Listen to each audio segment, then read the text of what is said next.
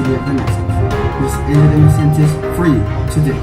On today's cast, we're going to talk about long-distance trade, complex exchanges, and the spread of religions in Asia and Mediterranean. Our first story focuses on religion. Isabella Alves, what do you have for us?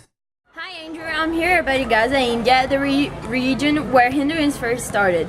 I will be introducing Aditi today, who will tell us a little bit more about the religion exchange through the Silk Road and his personal experience with it. Hello Aditi, have you ever been personally able to talk with a Chinese traveler about Hinduism? Well, yes, I told him the two most important principles. I also told him our practices. We ended up talking for a long time, and he told me that how different was his religion.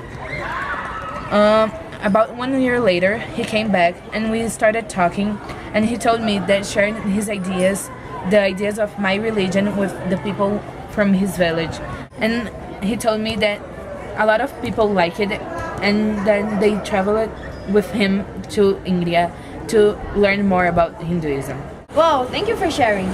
But that is not the only example of cultural exchange through the Silk Road. Another example is Buddhism. Have you ever heard about this?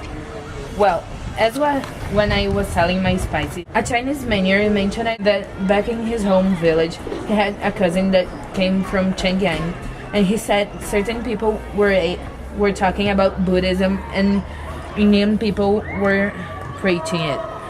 In fact, it was very successful among the population in Chang'an. Wow, thank you very much for talking to us, Aditi. Isabella Alves, Damasceno's news headquarters. Thank you, Ms. Alves. The Silk Road. Moving on, a great aspect of culture is culinary. Merchants trade food, especially spices. Let's see what Georgia has for us on that. Georgia, the word is yours.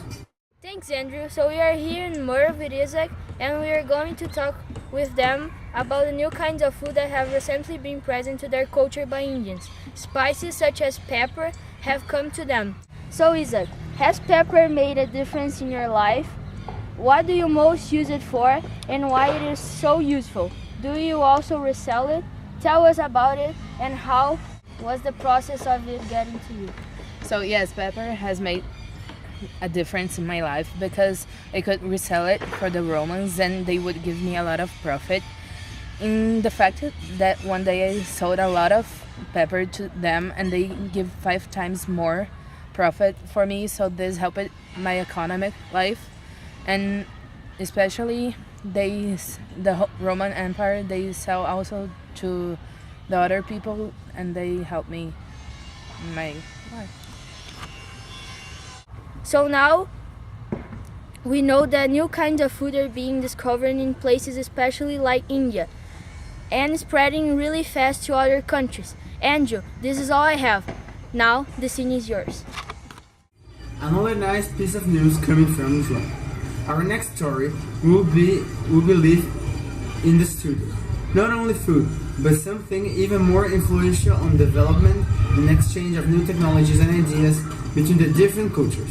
Our studio has encountered an Arabian merchant who has agreed to come to talk to us today. With you, Rafael. Thank you for that introduction, Andrew. Here I am with Vahe. Vahe is a Damascus citizen who bases her daily life profit on the trading market. We know she is very popular, especially around Damascus, because of the quality of her products.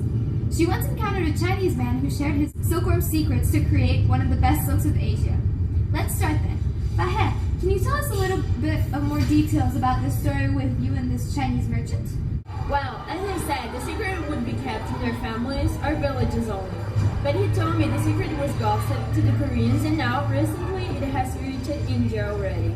For China, this is unfortunate, but I took it to resell to the Mediterranean peoples, where in fact the silk is very, very popular, or as might say, refined as it is to us.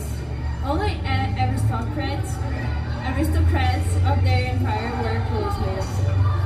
And this is another example of how Silk Road and its long-distance trade ranges until new types of work as the art of making silk. Andrew, back to Scene 11. Thank you, Rafa, for the interview. The next report is about the spread of bubonic plague. Giorgio, the call is yours. the recent small-scale outburst of the bubonic plague? Well, as our Silk Roads have boosted economies and healthy political ties in Eurasia, we are aware from some years back that it makes it easier for diseases to get to us in different places.